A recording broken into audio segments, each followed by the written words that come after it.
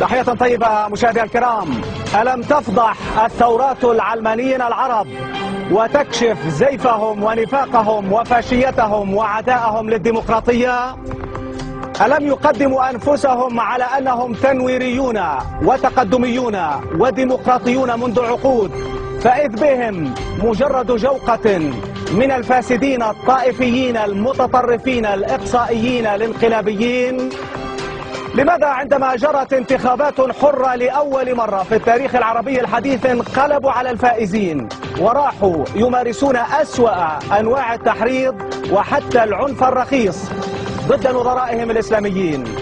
ألا يحاولون الانقلاب على رئيس منتخب في مصر؟ ألا يلجؤون إلى أحقر الأساليب لإسقاط حكومة النهضة المنتخبة ديمقراطيا في تونس؟ ألم يصدعوا رؤوسنا بالديمقراطية؟ وعندما اختارت الشعوب غيرهم راحوا يتهمون الشعوب بالجهل أو بالجهل والتخلف؟ هل نستورد لهم أو نفصل لهم شعوبا على مقاساتهم؟ أليس حريا بالعلمانيين احترام خيارات الشعوب حتى لو اختارت حزب الشنكليشي الحنكليشي؟ أليس العلمانيون